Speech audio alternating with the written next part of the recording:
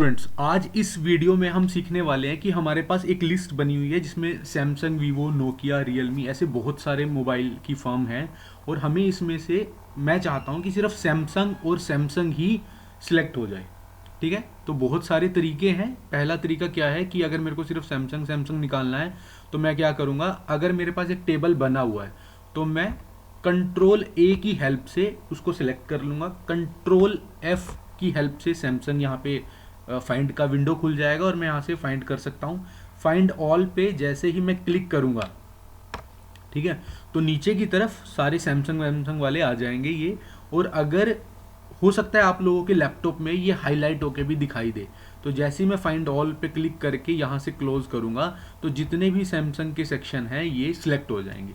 इस सिस्टम में नहीं हो रहे हैं पर तरीका यही, ये भी एक तरीका है, इस तरह से भी हम निकाल सकते हैं। ठीक है, सिलेक्शन होने के बाद दिखाई कैसे देंगे वो अब हम चेक कर लेते हैं। तो मैं यहाँ पे एक जस्ट हेडिंग दे देता हूँ। ठीक है, हेडिंग मैंने लिख दिया। इसको भी मैं क्या करता हूँ, यहाँ से कोई एक ये सेटिंग वेटिंग दे देता हूँ। अब तरीका क्या है, कंट्रोल ए, सिलेक्शन हो गई।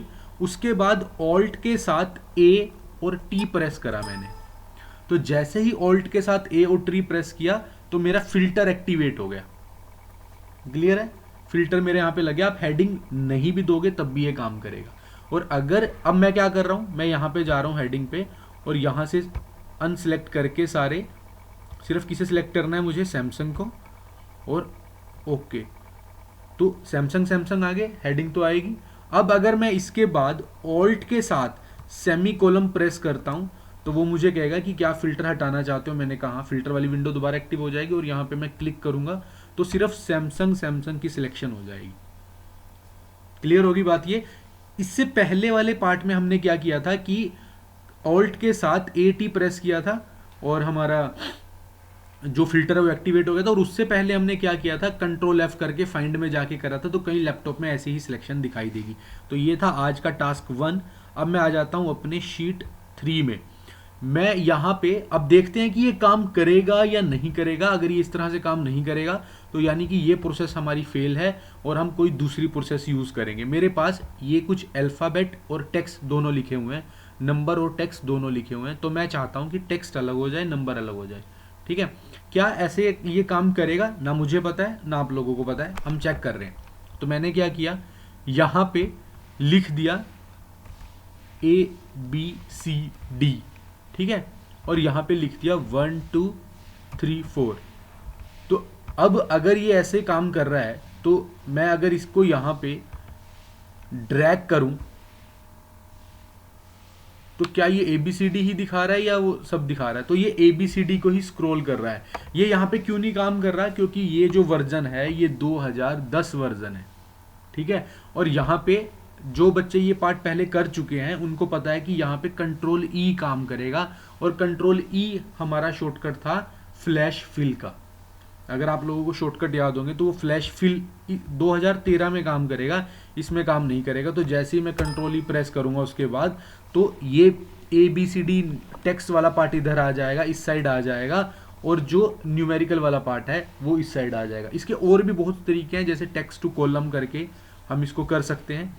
अगर मैं इसको सिलेक्ट करता हूँ, टेक्स्ट टू कॉलम पे क्लिक करता हूँ और यहाँ पे नेक्स्ट करता हूँ तो ये मुझे बता रहा है कि मुझे किस चीज़ से इसको अलग करना है। अगर यहाँ पे कोई चीज़ है जो इसे अलग कर रही है तो वो चूज कर सकते हैं, पर अभी इसके बीच में कोई स्पेस कोई डॉट कुछ नहीं है, तो इस पार्ट में ये भी काम नहीं करेगा। हमें इसे अलग से एक तरीके से करना पड़ेगा, वो भी मैं आपको बता दूंगा। जैसे मैं यहाँ पे एक स्पेस डाल देता हूँ और अब मैं इसको सिलेक्ट कर रहा हूँ, टेक्स्ट टू कॉलम पे गया तो नेक्स्ट पे गया। अब ये जो टेक्स्ट है ABCD और 1 2 3 4 ये किस चीज से अलग है?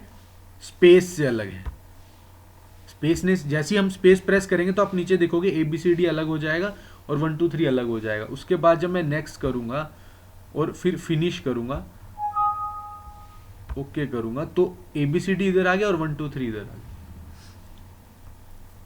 अब हम अपनी शीट 1 पे जा रहे हैं। यहां पे क्या है, ये बड़ा इंपॉर्टेंट है, आज का मेन टॉपिक यही रहने वाला है कि मेरे पास सैमसंग सैमसंग सैमसंग सैमसंग करके बहुत सारे सैमसंग के 4-5 पार्ट हैं, मुझे उनका सम करना है, सिर्फ और सिर्फ सैमसंग का सम करना है।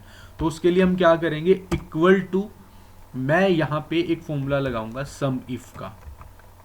सम इफ का फॉर्मूला क्या कहेगा, रेंज। तो मुझे रेंज सिलेक्ट करनी है, ये मेरी रेंज हो गई, कोमा। अब क्राइटेरिया, हमें पता है कि हमारा क्राइटेरिया सैमसंग है, तो उसको हम कैसे करेंगे, मैं डबल कोट्स में स्टार के साथ यहां पे लिख देता हूं सैमसंग,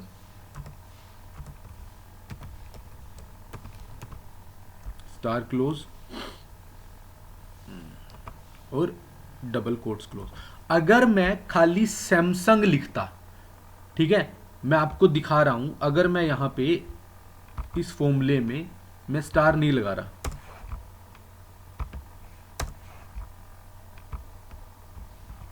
कोमा, अब ये कह रहा है कि सम रेंज, जिसका आपने सम करना है, मैंने ये सम रेंज ले ली, ठीक है, क्लियर होगी बात, एंटर। तो सैमसंग का जो टोटल था 1702 हो गया, 250 ये, 550 ये, कुछ 800 के आसपास हो गया, और उसके अलावा सैमसंग का 458 ये और 444 ये, तो टोटल अराउंड 1702 आ गया, ठीक है जी। परंतु अब अगर मैं यहां पे सैमसंग की जगह सैमसंग मैं कुछ लिख देता हूं, सैमसंग मोबाइल, तो टोटल आप देख पा रहे होंगे कि सीधा कम हो गया। पर हमें तो जो जो सैमसंग के फोन है वो सब चाहिए थे, पर इस केस में तो हमारा ये फॉर्मूला काम नहीं कर रहा, खराब हो गया।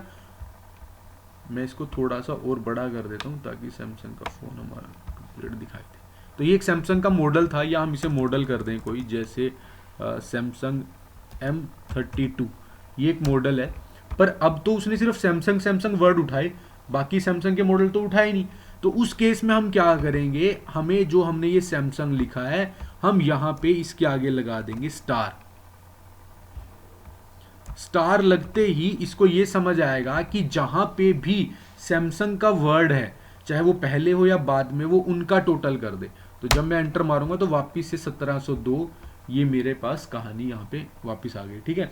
तो ये हमने 2-3 पार्ट करे हैं बेसिकली आज कवर। एक पार्ट में मैंने ये दिखाया है कि अगर हमें इसको अलग करना हो तो इसके बहुत सारे तरीके हैं, और कंट्रोल ई यानी कि फ्लैश फिल उसका एक तरीका है। दूसरे सिस्टम में रिकॉर्ड करके मैं फ्लैश फिल भी आपको समझा दूंगा।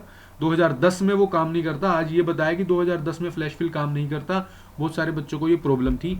उससे पहले हमने ये लिस्ट को हाईलाइट कैसे करना है ये कवर किया है, और सिर्फ एक ही पर्टिकुलर कंडीशन का टोटल कैसे करना है ये भी कवर किया। अब अगर मैं ये जानना चाहूं कि यहां पे जो सैमसंग है वो कितनी बार है, तो मैं यहां पे काउंट इफ एक फंक्शन लगाऊंगा, तो वो मुझे काउंट इफ कैसे काम करता है वो मैं बताता हूं आपको। अब मैं क्या कर रहा हूं, क्राइटेरिया क्या था, मेरा सैमसंग था, तो मैंने वापिस सैमसंग ले लिया, और यहां से ये जो अब सम हमें नहीं करना, काउंट इफ क्या करता है, हमें ये बताता है कि आपके इस पूरी लिस्ट में जो आप सैमसंग है वो कितनी बार आया है, काउंट कर रहा है वो। तो अब हमें पता है कि 4 बार आया, और हम देखते हैं कि फॉर्मूला सही बताएगा कि नहीं बताएगा। तो फॉर्मूला ने भी हमें 4 बार बता दिया। इस फॉर्मूले में क्या है, बस सम इफ की जगह काउंट इफ लगाना है, और क्योंकि ये काउंट कर रहा है नंबर ऑफ टाइम, कितनी बार आइटम आ रही है वो बता रहा है, तो इसलिए रेंज, सम रेंज की इसमें कोई जरूरत नहीं पड़ेगी। तो आज हमने काउंट इफ, सम इफ, इस वीडियो को थोड़ा सा फास्ट इसलिए बोल रहा हूँ ताकि ये कम MB की वीडियोस बने। आप इस वीडियो को बार बार आगे पीछे करके चेक कर सकते हो जहाँ पे आपको डाउट होगा। तो इस वीडियो में हमने 2-3 टॉपिक कवर किए हैं, मुझे उम्मीद है आपको समझ आएगा। Thank you so much.